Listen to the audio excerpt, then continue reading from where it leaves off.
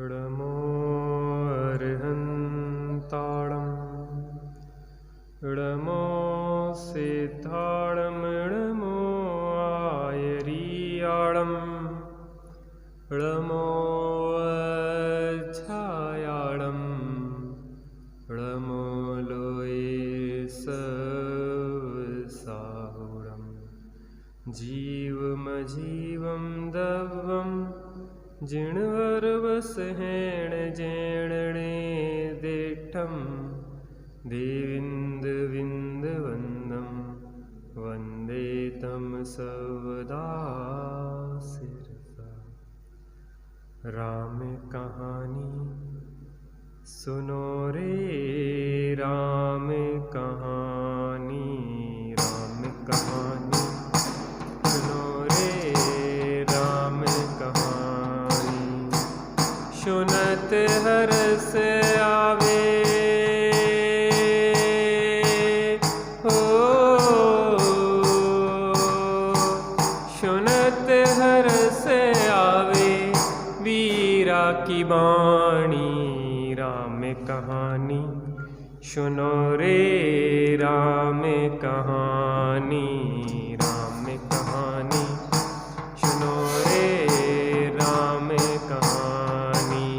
श्री राम जय राम जय जय राम, श्री राम जय राम जय जय राम, श्री राम जय राम जय जय राम, श्री राम जय राम जय जय राम। दशरथ के राज दुलारे, कौशल्या की आंख के तारे। ओ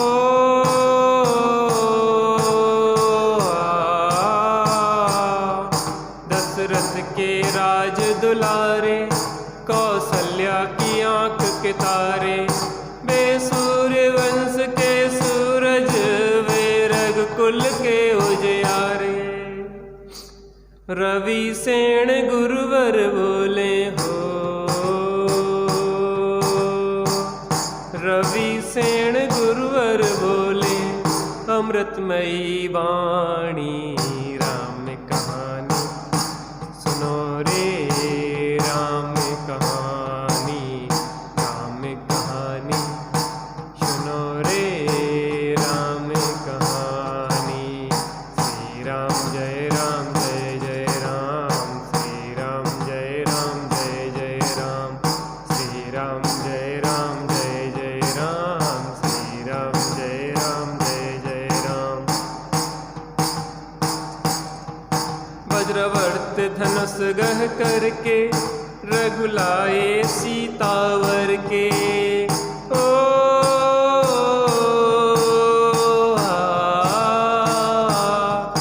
वज्रवर्त धनुष गह करके, रघुलाए सीतावर के। घर त्याग हुए वनवासी, पितु की आज्ञा सिर धर के। लखन सियाले संग हो, लखन सियाले संग छोड़ी राजधानी। राम कहानी सुनो रे राम कहानी, राम कहानी सुनो रे राम कहानी। श्री राम जय राम जय जय राम, श्री राम जय राम जय जय राम, श्री राम जय राम जय जय राम, श्री राम जय राम जय जय राम। सिंहनाद दशानन करके, ले आया सीता हर के। ओ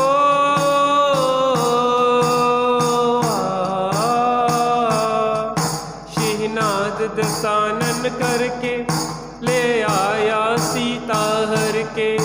रघुवर फिरे बन बन में, सीता की रटन को रटते। क्षमता धरी सीता ने हो, क्षमता धरी सीता ने। तत्व ज्ञान बल से राम कहानी सुनो रे राम कहानी, राम कहानी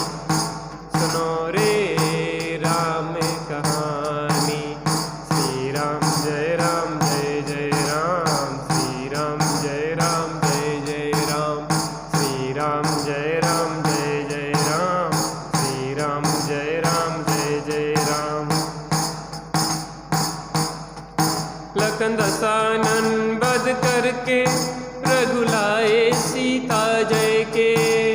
ओ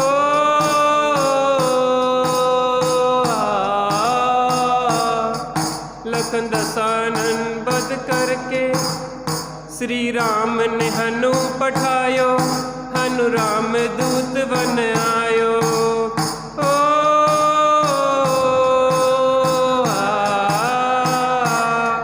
श्री राम ने हनु पठायो, हनु राम दूत बन आयो। सीता माँ की सेवा में रघुवर को संदेशो लायो, और संग लायो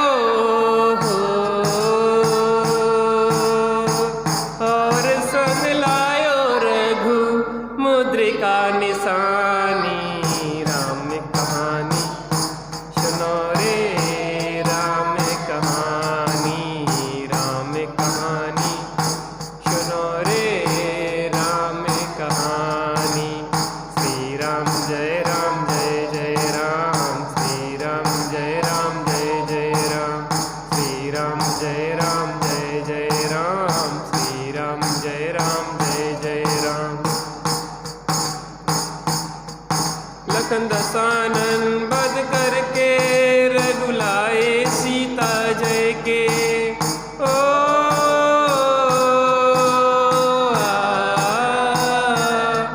लखन दसानन बध करके रघुलाए सीता जय के। और भेंट में दे दी लंका विभीषण ज्ञानी को जय के। लखन सियाले संग हो, लखन सियाले संग आए राजधानी। राम कहानी सुनो रे, राम कहानी, राम कहानी सुनो रे, राम कहानी। श्री राम जय राम जय जय राम, श्री राम जय राम जय जय राम, श्री राम जय राम जय जय राम, श्री राम जय राम जय जय राम। बोलो बीतरागी श्री रामचंद्र की जय हो। पूर्व में हमने देखा कि हनुमान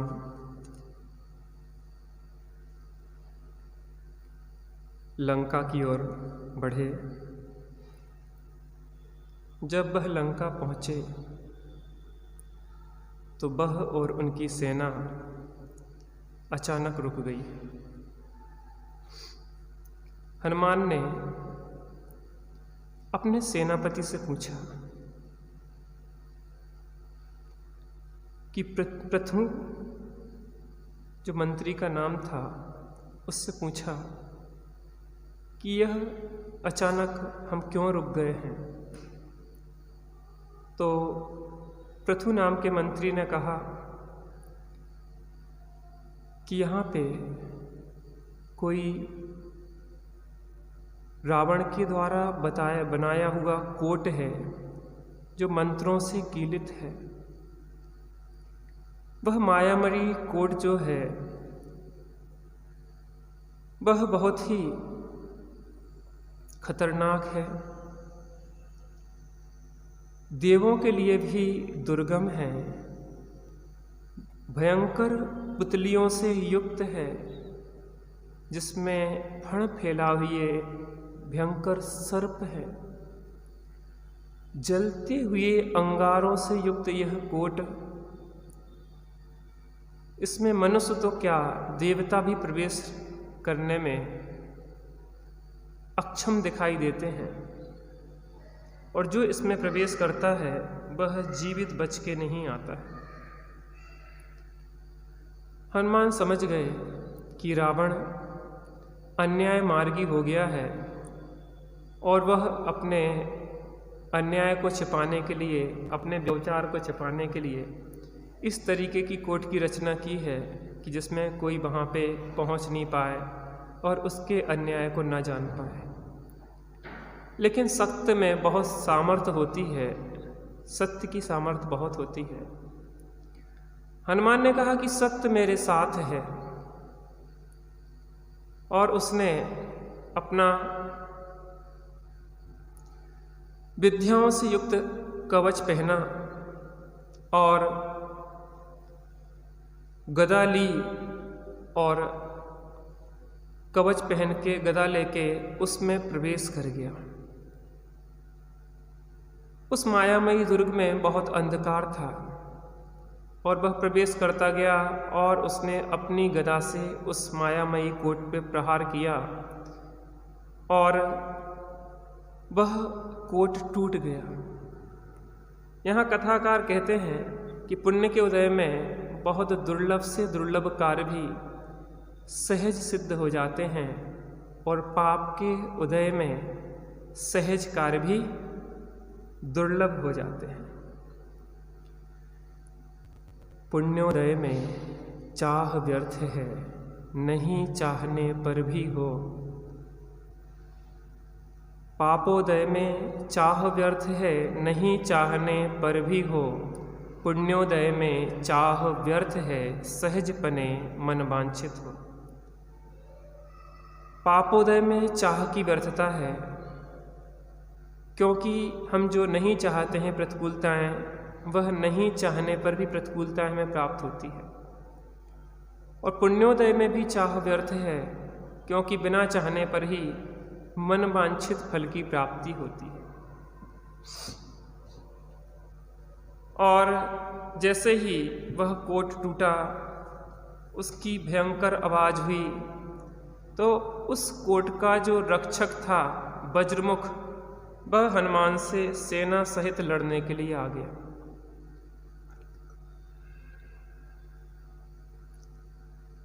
दोनों में भीषण युद्ध हुआ और युद्ध में हनुमान ने चक्र के द्वारा उसका मस्तक काट दिया। यहाँ पे हनुमान की सेना में प्रसन्नता छा गई, लेकिन थोड़ी देर में ही देखा कि उसकी जो पुत्री है लंका सुंदरी, वह रथ पे सवार होकर आई और बाणों की बरसात करने लगी। यहाँ पे हनुमान ने भी बाणों की बरसात की। कभी लंका सुंदरी इन पे हावी होती थी और कभी ये लंका सुंदरी पे हावी होते थे। दोनों ओर से युद्ध चल रहा था और नतीजा कुछ निकल नहीं रहा था। लेकिन क्या होता है कि लंका सुंदरी और हनुमान दोनों बाणों से तो नहीं विदते हैं, लेकिन काम बाण दोनों को वेद देता है और दोनों एक दूसरे को प्रेम करने लगते हैं। लंका सुंदरी तीर में एक पत्र भेजती है कि यद्यपि आपने मेरे पिता का वध किया है, लेकिन फिर भी मुझे आपसे पता नहीं क्यों प्रीति उत्पन्न हुई है। जैसे ही यह पत्र हनुमान ने पढ़ा और वह शीघ्र ही लंका सुंदरी के पास पहुँचे और लंका सुंदरी और हनुमान का विवाह हो गया। वहाँ पे अपनी स्तंभनी नाम की विद्या से आकाश में ही एक नगर की रचना की और वहाँ पे लंका सुंदरी और सेना को उसमें रोक के स्वयं ही लंका की ओर जाने लगे। तो लंका सुंदरी ने कहा कि हे नाथ, रावण इस समय आपसे बहुत ही कुपित है, क्रोधित है और अब वह आपको अपना शत्रु समझने लगा है, इसलिए आप सावधान होकर जाइए। हनुमान ने कहा कि मुझे उससे लड़ना नहीं है, मैं तो मात्र अपने प्रभु राम का संदेशा लेके जा रहा हूँ कि कृपया आप सीता को छोड़ दें, मुझे और कोई मतलब नहीं है। और हनुमान लंका में प्रवेश कर गए और सर्वप्रथम विभीषण के पास पहुँचे। चूँकि विभीषण न्यायवान था और उन्हें विश्वास था कि विभीषण उनकी बात को सुनेगा। उनने अत्यंत प्रीति से विभीषण से मिले और विभीषण से कहा कि आपके यहाँ क्या हो रहा है? माता सीता को रावण हर लाया है और आपने कुछ किया नहीं। विभीषण ने कहा कि मैंने बहुत प्रयत्न किए, मैंने रावण को बहुत समझाया, लेकिन रावण है कि मानने को तैयार नहीं है। वह अपनी हट पे लगा हुआ है और किसी भी प्रकार एन केन प्रकारण वह सीता को अपनाना चाहता है। साम दाम दंड भेद हर प्रकार से वह प्रयत्न कर रहा है। सीता ने तो अन्न और जल का त्याग कर दिया है। आज 11 दिन हो गए हैं, ना अन्न लिया है ना जल लिया है। जैसे ही हनुमान ने यह बात सुनी, वह शीघ्र तिशीघ्र उस ओर पहुंच गया जहां सीता थी और प्रमद्य नाम के उद्यान में पहुंच के उसने सोचा कि पहले माता को देखें, और दूर से ही माता को देखने लगा। सीता माता को देखने लगा। यद्यपि उस समय माता के आंखों में आंसू नहीं थे, लेकिन उनका मुरझाया हुआ चेहरा और राम नाम की माला जो निरंतर वह जप रही थी, पंच परमेष्टि का वह स्मरण कर रही थी, नमोकार मंत्र का स्मरण कर रही थी, 4 उत्तम मंगल और शरण को ध्या रही थी और परमार्थ से एक अपने शुद्धात्मा को ध्या रही थी। सीता को देखा तो अंदर में बहुत ही पुत्र के समान भाव हुआ, अर्थात ऐसा लगा कि जैसे मैं सीता का पुत्र हूं और ये मेरी माता है। बात दृष्टि की है, देखने का नजरिया है। वही किसी को माँ के रूप में देख सकता है, वही स्त्री के रूप में देख सकता है, वही पुत्री के रूप में देख सकता है, वही बहन के रूप में देख सकता है, वही पत्नी के रूप में देख सकता है। किस रूप में किसको देखना है वह दृष्टि की बात है। सीता अत्यंत दुखी दिखाई दे रही थी। हनुमान ने गए और चुपचाप वहाँ पे जो मुद्रिका राम से लाए थे और वह मुद्रिका वहाँ पे उनकी गोदी में डाल दी।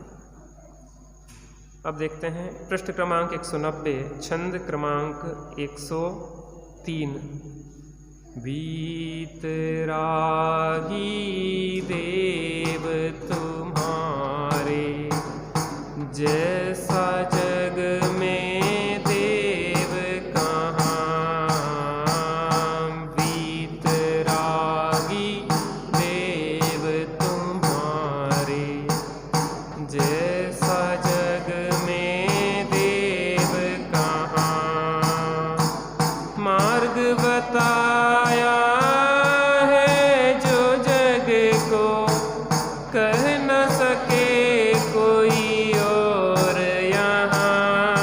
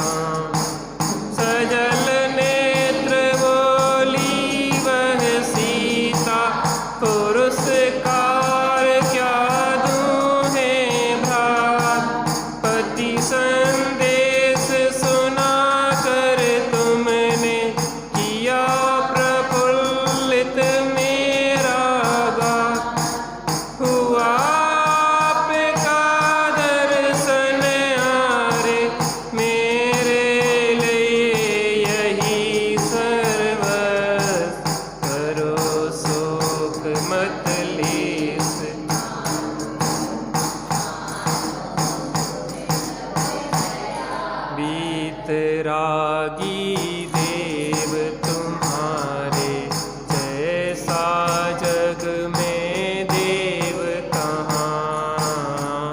वीतरागी देव तुम्हारे, जैसा जग में देव कहाँ। मार्ग बताया है जो जग को कह न सके कोई और यहाँ। वीतरागी देव तुम्हारे, जैसा जग में। और सीता के केस बिखरे हुए थे। सीता बहुत दुखी थी, राम का स्मरण कर रही थी। हनुमान ने वहाँ पे मुद्रिका जैसे ही उसकी गोदी में डाली और वह छुप गया, तो सीता के चेहरे पे एक प्रसन्नता दिखाई दी। 11 दिनों के बाद पहली बार सीता प्रसन्न थी। और जैसे ही सेविकाओं ने देखा कि आज सीता प्रसन्न है, लगता है वह राजी हो गई है रावण को अपनाने के लिए, शीघ्र ही रावण के पास उनने सूचना भेजी कि आज सीता बहुत प्रसन्न है, लगता है कि आपकी बात मान गई है। देखो, व्यक्ति हर चीज में अपना विचार रखने के लिए स्वतंत्र है। परिस्थिति कुछ और होती है और हम विचार कुछ और करते हैं।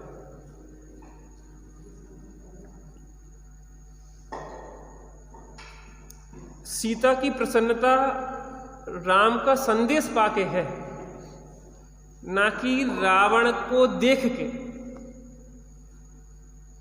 जो भी पतिव्रता स्त्री होती है वह अपने पति को देख के या पति के संदेश को देख के सुन के ही प्रसन्न होती है। ऐसे ही जो भक्त होते हैं वो सच्चे देव, शास्त्र और गुरु ही उनके हृदय में बसते हैं, अन्य कोई बसता नहीं। बाहर में बहुत ही सुंदर सुंदर उनके स्थान हो, जैनेतर देवों के अन्य प्रकार से, लेकिन वो उसको प्रसन्नता देने में असमर्थ होते हैं। जिनेंद्र देव का मंदिर हो, छोटा सा हो, चैत्यालय हो, लेकिन वो उसको प्रफुल्लित करता है, क्योंकि वो जानता है कि देव तो एक ही है और वो है वीतरागी। लेकिन दासियां समझी कि सीता शायद रावण से राजी हो गई है। 11 दिन हो गए हैं, इसलिए भूख प्यास और तकलीफों के बीच में वह मानने को तैयार हो गई है। लेकिन सती अपने प्राण दे देती है, फिर भी किसी दूसरे को अपनाती नहीं है। यह रावण और उनकी दासी नहीं जानते थे। जैसे ही रावण को यह संदेश मिला तो वो बहुत प्रफुल्लित हुआ और उसने रत्नों के हार आदि उन दासियों को भेंट कर दिए कि तुमने बहुत सुंदर सूचना लाई है। और रावण ने तैसे ही मंदोदरी से कहा कि जाओ, और सीता को लगता है आज वह राजी हो गई है, और वहां जाके उससे उसके हाल पूछो। मंदोदरी आदि उसकी रानियां रावण की वहां पे सीता के पास पहुंची। वहां जाके कहा कि सीता, हमने सुना है आज तुम बहुत प्रसन्न हो, अच्छा हुआ कि तुम राजी हो गई। भोग भूमि में रह के भी तुम दुखी रहो, हाँ? लंकापुरी में इतने वैभव के बीच में रह के भी तुम दुखी रहो, ये अच्छी बात नहीं थी। अच्छा हुआ कि तुम प्रसन्न हो गई हो, राजी हो गई हो, बड़ी खुशी की बात है। और तुम जल्दी से रोना धोना छोड़ो, खाओ पियो और प्रसन्नता से लंका में रावण को अपना के पटरानी पद पे।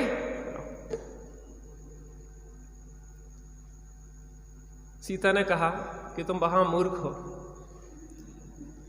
तुम्हें बुद्धि नहीं है, तुम वास्तव में सती नहीं हो। पहली बात तो तुम यही गलती कर रही हो कि पर स्त्री के लिए अपने पति को समझाने की जगह उस स्त्री को समझा रही हो जिसकी तुम्हें रक्षा करना चाहिए थी।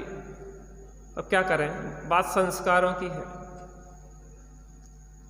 उसने कहा कि मैं रावण के कारण प्रसन्न नहीं हूं, यहाँ के वैभव ठाट बाट के कारण प्रसन्न नहीं हूं, मुझे आज राम का संदेशा मिला है।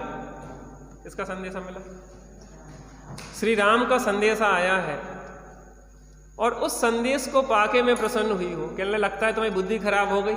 मंदोदरी ने कहा 11 दिन से भोजन पानी नहीं मिला, इसलिए लगता है तुम्हें सन्निपात हो गया है, कोई समस्या आ गई है जो हंस रही हो, रो रही हो, कर रही हो, इसलिए तुम्हारी बुद्धि खराब हो गई। कहने इस लंका में किसी की आने की हिम्मत नहीं है, यहाँ पंछी भी पर नहीं मार सकता है, यहाँ पे आना असंभव जैसा है। ने कहा कि नहीं, यहाँ कोई ना कोई राम का भक्त आ गया है, और उसने यह राम की मुद्रिका मेरे पास फेंकी है, और हे भाई तुम शीघ्र मेरे सामने आओ।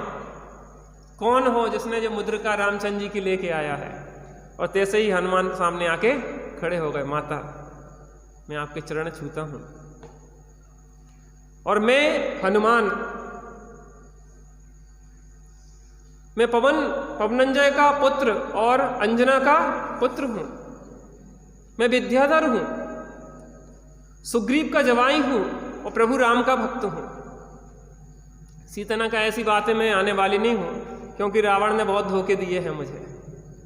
वो कृत्रिम मुद्रिका बना के लाया हो, सीता ना के ऐसा हुआ हो कि लक्ष्मण युद्ध में गए थे, वो मारे नहीं गए हों, लक्ष्मण मारे गए हों तो राम ने भी प्राण छोड़ दिए हों, या दीक्षा ले ली हो तो कोई उनकी मुद्रिका उठा लाया हो, या उनके हाथ से मुद्रिका सरक गई हो। हम ऐसे विश्वास करने वाले नहीं। तुम पूरी कहानी बताओ क्या हुआ था। तो फिर हनुमान ने पूर्व की जो भी घटनाएं घटी थी उन घटनाओं को जब पूरा बताया कि लक्ष्मण वहां पे विजयी हुए थे खरदूषण से युद्ध में, और वहां सूर्यहास खड़ग मिली थी, ये पूरी घटना चक्र उन्होंने बताया। फिर उसके बाद जटायु का मरण हो गया था, उसके बाद सुग्रीव की जो बाधा थी वह दूर की, और सुग्रीव आदि सभी विद्याधर अब राम के साथ हैं, और मैं उनका सेवक आके पास आया हूं। अब क्या हुआ कि सीता को विश्वास हो गया और सीता प्रसन्न हो गई। सीता प्रसन्न हो गई तो उन्होंने कहा कि माता, हमने सुना है कि 11 दिन से आपने भोजन और पानी नहीं लिया है, अब आप सर्वप्रथम स्नान आदि करके आप भोजन पानी ग्रहण करो तो हमें प्रसन्नता हो जाए। सीता ने स्नान आदि किया, और उसके बाद अपनी विद्या के बल पे हनुमान ने भोजन आदि सब लाए, और माता सीता को प्रेमपूर्वक भोजन करवाया, जिनेंद्र देव आदि के दर्शन करवा के, और माता सीता ने भोजन आदि किया। उन्होंने कहा भाई पुत्र, मैं तुम्हें क्या भेंट दूं, मेरे पास कुछ भी नहीं है।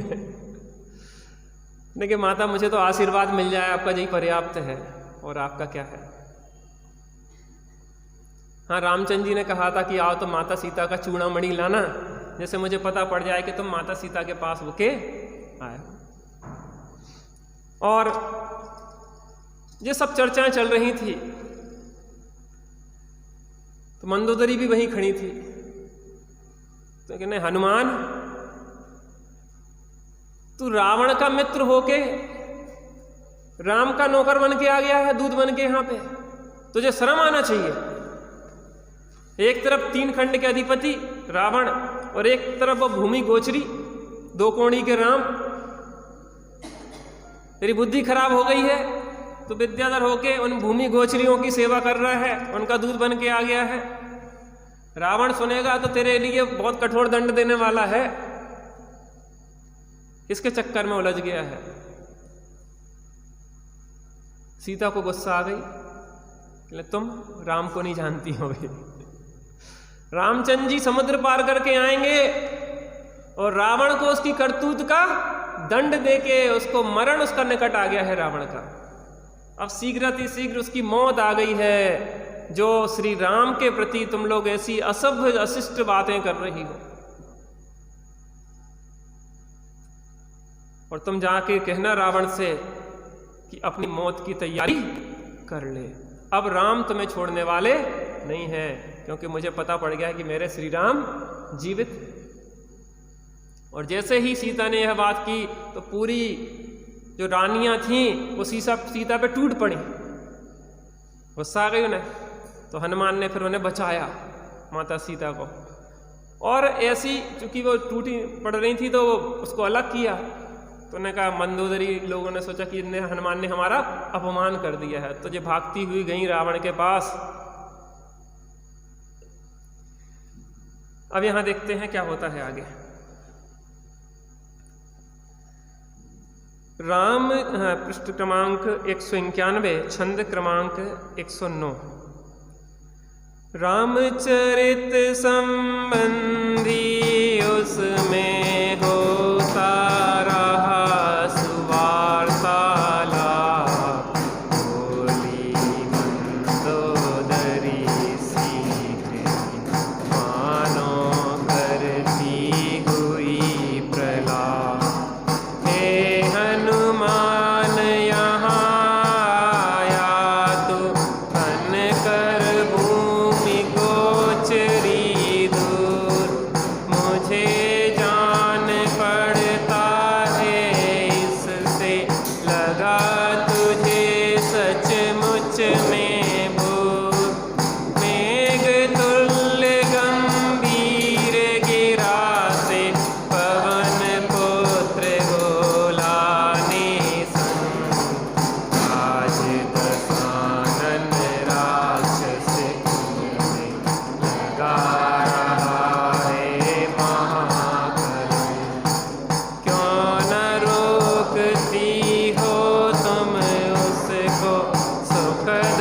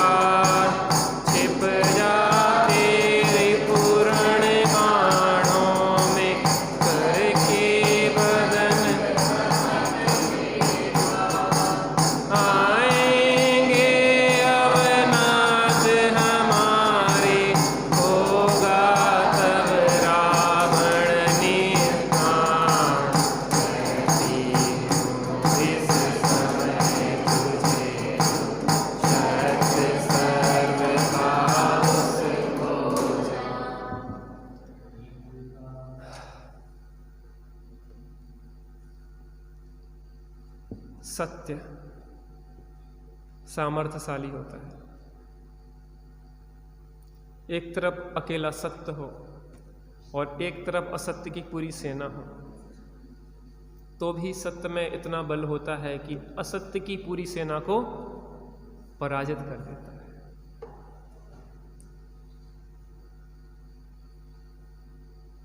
सीता के साथ सत्य था, हनुमान के साथ सत्य था। अपन विचार करो, ये वही हनुमान है जिनने रावण की पूर्व में अनेक बार मदद की है। पवनंजय भी रावण की मदद के लिए आए थे पहले, उसके बाद हनुमान भी रावण की मदद के लिए आए थे, और बानर वंशी और राक्षस वंशियों में इतने लंबे समय से प्रेम था।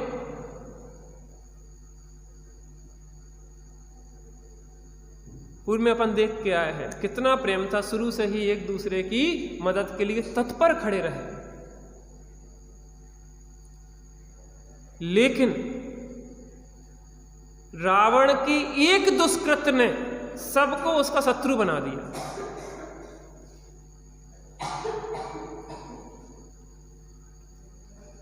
हमारा भी पुण्य तभी तक वृद्धिंगत होता है जब तक हम सत्य के साथ रहते हैं, और जैसे ही हम अन्याय की तरफ जाते हैं तो हमारा पुण्य धीरे धीरे क्षीण होने लगता है। क्या कोई सोच सकता था कि एक सामान्य से भूमि गोचरी राम और त्रिखंडापति रावण का कुछ बिगाड़ सकते हैं? ऐसा समझो कि हाथी को कोई चींटी परास्त कर दे। लेकिन वो रावण ने अपना पुण्य इतना हीन करता गया। दूसरी बात, संगति का असर। मैं एक देख रहा था वीडियो, एक बोर्ड पे एक ऐसा डब्लू जैसा शब्द लिखा, आड़ा है ना, और एक खड़ा डंडा था, एक खड़ा डंडा और एक ऐसा डब्लू जैसा शब्द। मैकडोनाल्ड आता ना एक, हाँ, उसका ऐसा आड़ा था वो। अब क्या हुआ, उसने पूछा कि ये क्या लिखा है, तो किसी ने कहा एम लिखा है, किसी ने कहा डब्लू लिखा है, किसी ने कहा IM लिखा है, किसी ने कहा IW लिखा है, किसी ने कहा B लिखा है। बहुत सारे आ रहे थे उत्तर।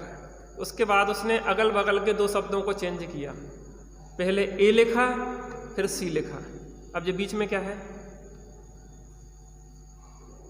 बीच में क्या है? A और C के बीच में क्या होता है? B। एक आड़ा डंडा था और ऐसा ऐसा था, तो वो क्या हुआ? B। जिसके साथ जो चीज होती है वो उस रूप में परिवर्तित हो जाती है। ऐसा समझो, अगर इतना सा गुड़ मिट्टी में गिर जाए तो क्या बन जाएगा, और इतनी सी मिट्टी गुड़ में गिर जाए तो क्या बन जाएगी? गुड़ बन जाएगी। ये संगति का असर होता है। बताओ ना, धूल नहीं लगती क्या? जहां बनता है तो धूल धक्कड़ भी तोड़ती है ना, तो वो धूल भी क्या बन जाती है? मिट्टी बन जाती है, गुड़ बन जाती है। और मिट्टी बहुत और इतना सा गुड़ गिर जाए तो मिट्टी बन जाता है। संगति का असर होता है। देखो, हम अगर सही हैं तो हमें सिद्ध करने की जरूरत नहीं है। क्या? हम अगर सही हैं तो हमें सिद्ध करने की जरूरत नहीं है। सही तो स्वतः सिद्ध है, कोई इसको सिद्ध करे अथवा ना करे। एक मैं वीडियो देख रहा था इस विषय में कि 2 गधे खड़े थे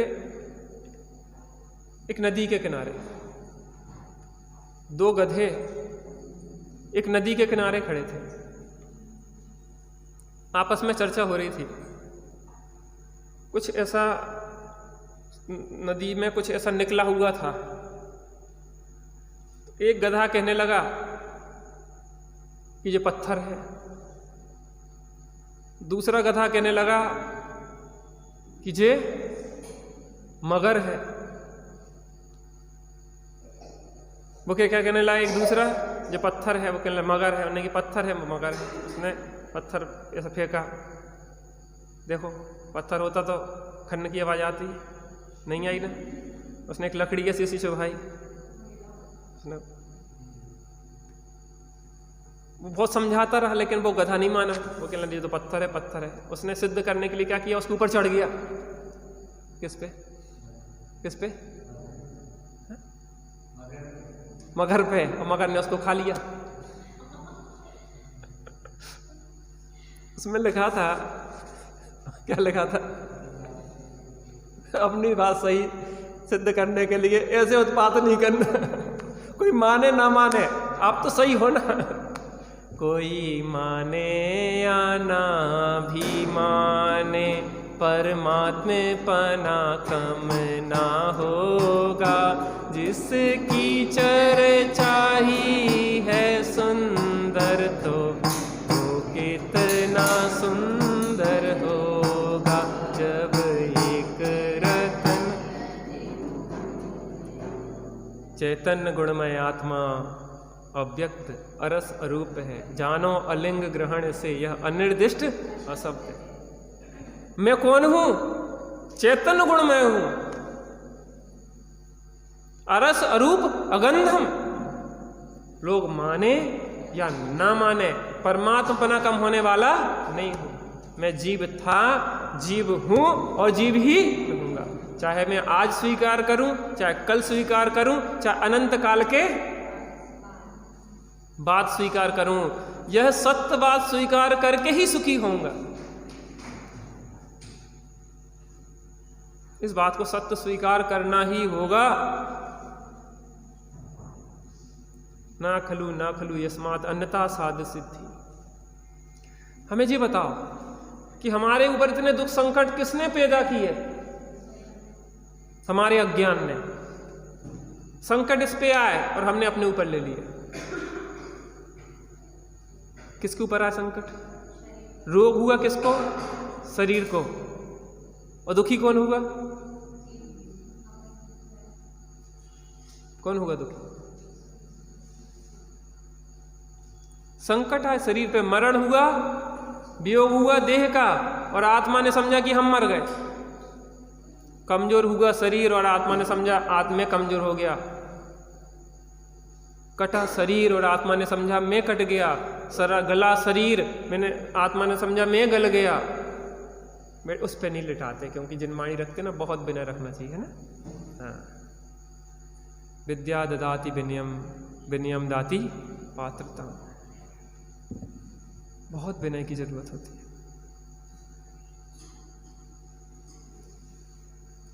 बहुत विनय की। अपन पता जब ब्रेंच में पहुंचते ना, तो नीचे जिस कपड़े से पहुंचते उससे ब्रेंच नहीं पहुंचना चाहिए। कई बार लोग माली लोग नहीं जानते, वो झाड़ू से झाड़ देते ब्रेंचों। कई जगह के योग्य नहीं है। ऊपर के कपड़े अलग होना चाहिए ब्रेंच पहुंचने के, टेबल पहुंचने के, इनके उसके। आपको जिनमानी रखना है, उसी से झाड़ू कर दोगे क्या? जिनमानी की अलमारी सब साफ कर रहे हैं तो अपन झाड़ू से कोई कर देता। आपके यहाँ नहीं कह रहे? कई लगा ऐसे कर देते। जिनमानी वो जमीन में लगा रहे, गंदगी भी साफ करते, बीट भी कबूतर करके उसी से साफ करते, उसी से आपने जिनमानी। हर चीज का होता है। जैसे छन्ना टंगा पानी छानने का, आपने हाथ पहुंच लिया। पहुंचते नहीं आपके यहाँ, कहीं की बात कर रहे हैं। पहनने की बनियाने चौके में रख ली हाथ पहुंचने के लिए भोजनशाला में। जे विवेक की बात है। हर चीज का एक विनय होती है। हम अपन जिनमानी को रखते ना, अपन बहुत इसको विनय से है। व्यक्ति जिनमानी से नहीं सीख रहा, अपनी विनय से सीख रहा। ज्ञानियों के पास विनय सिखाती है। अंडरस्टैंड का मतलब क्या होता है?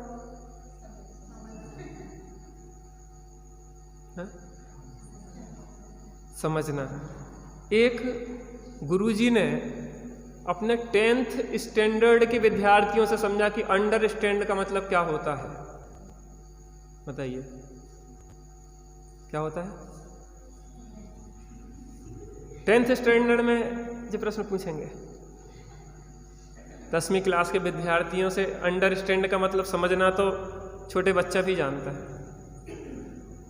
गुरुजी ने कहा उसमें से बहुत सारे विद्यार्थियों ने उत्तर दे दिए। हकीकत सत्य बात है, ये मेरे मित्र के साथ हुआ था। ये बात तो एक सामान्य सी है कि समझना तो हर कोई बता देगा, लेकिन अंडर माने होता है नीचे, स्टैंड माने होता है बैठना। अगर किसी से भी सीखना है तो अंडर स्टैंड।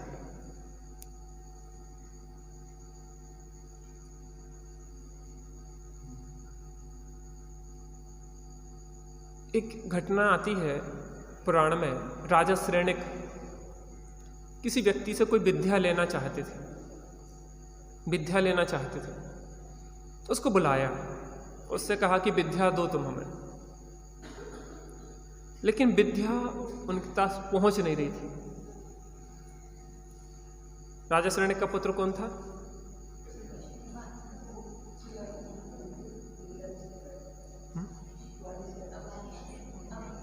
अभय कुमार।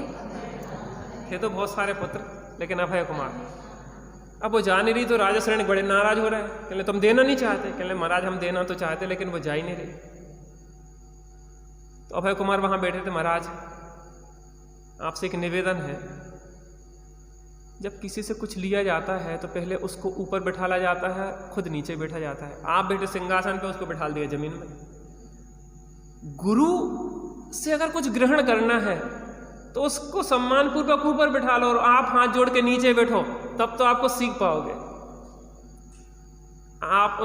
अभय कुमार ने कहा कि आप उसको बैठा लो सिंहासन पे और तुम बैठो जमीन में हाथ जोड़ के, तब विद्या आएगी। और राजा श्रेणिक को समझ में आई तो उसको बैठाला सिंहासन पे और खुद नीचे बैठे, तो एक क्षण में विद्या सिद्ध हो गई। अभय कुमार ने कहा कि जब किसी से कुछ सीखना होता है तो विनय से सीखा जाता है। एक प्रसंग अभी इसी में आने वाला है। जब रावण अंतिम श्वास ले रहा था तो रामचंद्र जी ने कहा कि रावण बहुत महापंडित था। ठीक है, क्षणिक प्रागभाव क्या बताता है पता आपको? वर्तमान पर्याय का पूर्व पर्याय में अभाव। पूर्व पर्याय रावण की भले खराब रही हो, लेकिन वर्तमान पर्याय अच्छी हो सकती है।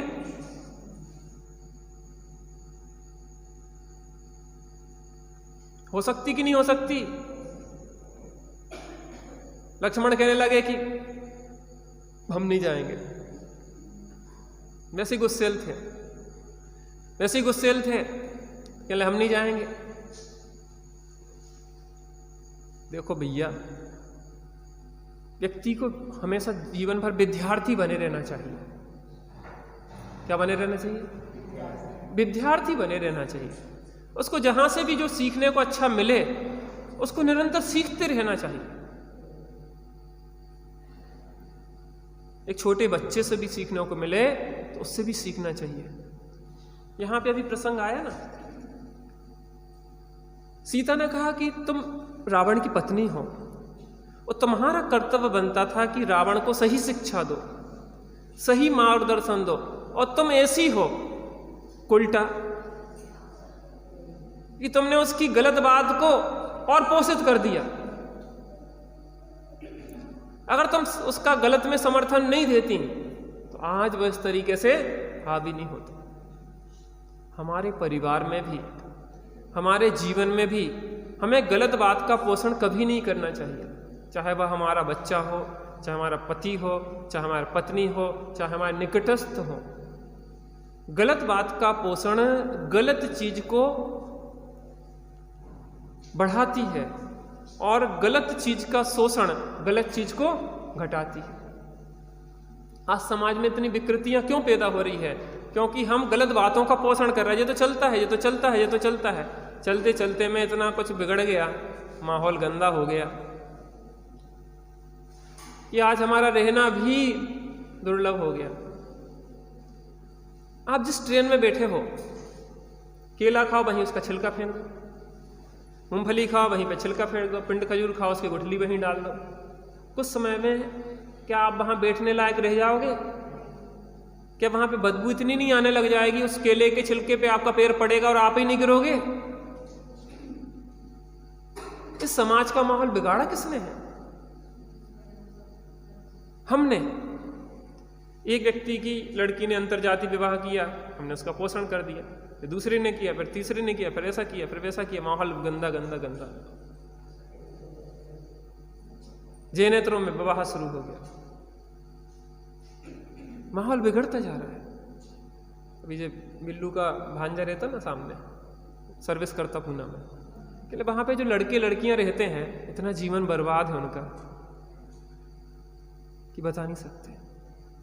फिर फ्रेंड सर्किल भी वही गंदा, ना वहाँ परिवार है, ना वहाँ कोई अच्छे लोग हैं, ना कोई धर्म ध्यान है, ना कुछ है, सब पाशविक स्थितियां हैं।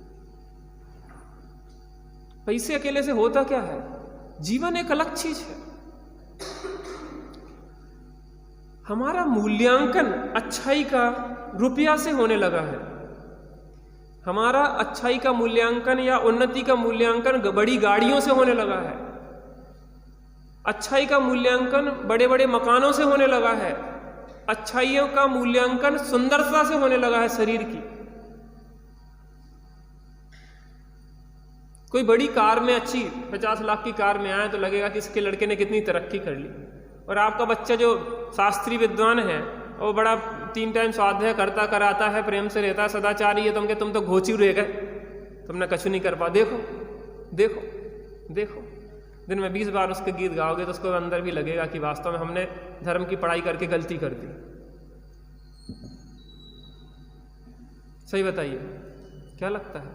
ऊपर से जैन धर्म की जय कहते हो, बाहर में भोगों की अंदर में बैठी रहती है, हमारे अंदर भी जय, उन्हीं की लालसा बैठी रहती है।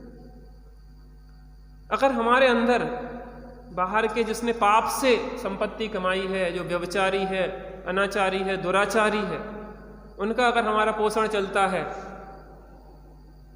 तो वास्तव में हमारे अंदर सच्चे सत्य धर्म की, सत्य धर्म को हमने सत्य नहीं माना। बताइए, माना? मंदोदरी बहुत समझदार थी, बहुत कुछ थी, लेकिन उसने ऐसी गलती की कि अपने पति को गलत के लिए नहीं टोका, गलत को गलत नहीं कहा, अंध पति प्रेम में उसने गलत का पोषण किया। ये तो प्रागभाव है। पता जब वही विभीषण है कि जब मुनिराज ने कहा था कि तुम्हारा मरण दशरथ के पुत्र और जनक की पुत्री सीता से होगा, तुझे मरवाने के लिए पहुंच गए थे। परिणामों की यही तो अपन सिद्धांत को आपको लगता हो कि हम सिद्धांत नहीं पढ़ा रहे, हम पूरे सिद्धांत पढ़ा रहे हैं। प्रागभाव और प्रध्वंस भाव है ना। अरे वर्तमान में रावण की पर्याय में भले विकृति हो, लेकिन भविष्य में वो तीर्थंकर होने वाला है। क्यों? क्योंकि प्रध्वंसा भाव है ना, क्योंकि वर्तमान पर्याय का भविष्य की पर्याय में अभाव है। मंदोदरी की वर्तमान पर्याय भले विकृत है, लेकिन वर्तमान विकृत पर्याय का भविष्य की पर्याय में, वर्तमान की पर्याय का भविष्य की पर्याय में अभाव है। देखो, हमारे जीवन में भी हमसे बहुत गलतियां होती हैं, और कुछ लोग तो ऐसे होते हैं कि उन्हीं के लिए रोते रहते हैं। प्रत्येक पर्याय बिल्कुल फ्रेश आ रही है। अभाव यही तो सिद्ध करता है, एक का दूसरे में अभाव, एक पर्याय का दूसरे में अभाव। जो घटना घट चुकी उसके लिए रोने से कुछ नहीं होने वाला, वो मर गई, पर्याय तो वो गई। मरे के लिए पता, गड़े मुर्दों को उखाड़ेंगे तो बदबू मारेंगे। क्या? गड़े मुर्दे उखाड़ेंगे तो बदबू मारेंगे। तो हमसे गलती हो गई तो हम प्रायश्चित नहीं करें, फटाफट निपटाओ। प्रायश्चित करो, प्रतिक्रमण करो, प्रत्याख्यान करो, आलोचना करो, खींचो नहीं। फटाफट निर्दोष होके आराधना में लगो और यह संकल्प लो, भूल के भी कोई भूल, इतनी शक्ति हमें देना माता, आत्मविश्वास कमजोर होना, हम चले मोक्ष मार्ग पे, हमसे भूल कर भी कोई भूल होना, भूल के भी कोई भूल नहीं। अरे भूतकाल तो तीर्थंकरों का भी अच्छा नहीं रहा। क्योंकि सब निगोद से निकल के आए हैं, एक भी बिना निगोद से निगोदी से निकल के आए। तो भूतकाल तो उनका भी अच्छा नहीं रहा। महावीर भगवान का तो भूतकाल हमें पता है कि 60,000 बार बेस्या हुए, 60,000 बार अकौआ के पत्ते में कीड़ा हुए, कितने कितने कितने, हमें तो उनकी जानकारी भी है। 27 बार निगोद गए मारीची से महावीर तक। कितना समय था? एक कोड़ा कोड़ी सागर, एक कोड़ा कोड़ी सागर। और यहाँ त्रस्पर्याय में रहने का काल कितना है? 7 1 2000 सागर। तो कितना समय कहाँ बिताएंगे? बिताने के लिए दो ही स्थान है ज्यादा समय, या तो निगोद हेडक्वार्टर है या फिर मोक्ष। अब भगवान महावीर मोक्ष चले गए, तब एक ही जगह अपने ऊपर का हेडक्वार्टर हो गया, अभी नीचे जा रहे थे बार बार। ये सब सिद्धांत जो हमें सिखाए जा रहे हैं।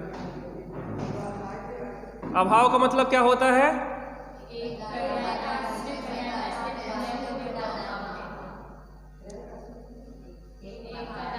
एक पदार्थ का दूसरे पदार्थ में अस्तित्व के ना होने को अभाव कहते हैं। अभाव कितने प्रकार के होते हैं? कौन कौन से? राग भाव किसे कहते हैं?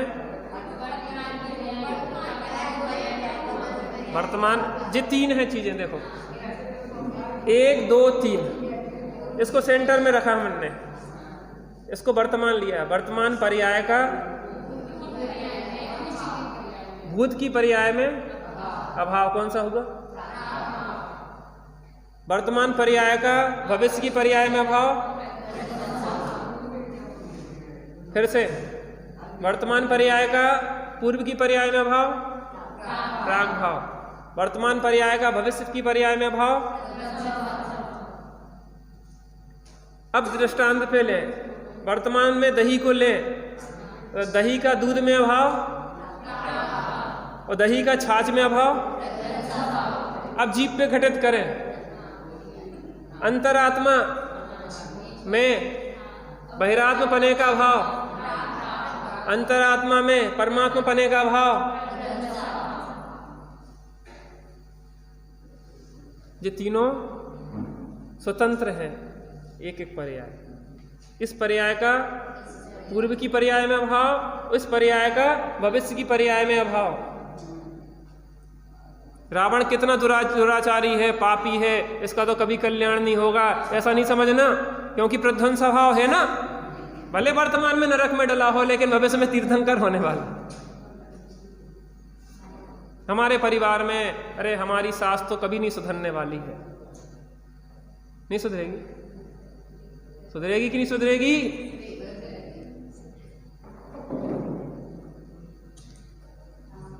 अरे हम तो भैया इतने पापी हैं, हमारा तो कभी हमारा सुधार हम करे हो ही नहीं सकता भैया, हमने इतने पाप किए, आपका जानो। अनजान जैसे पाप किए हमने, किए। हम सप्तव्यसनी हैं क्या?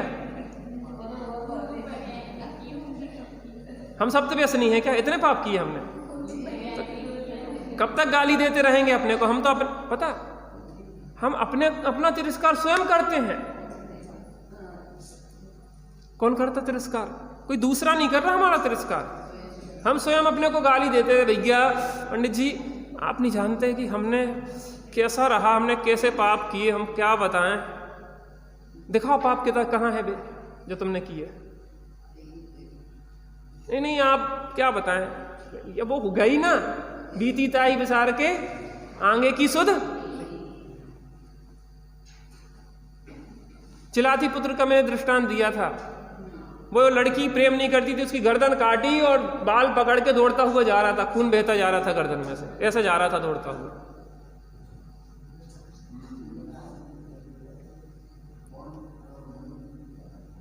और एक क्षण में क्या हुआ?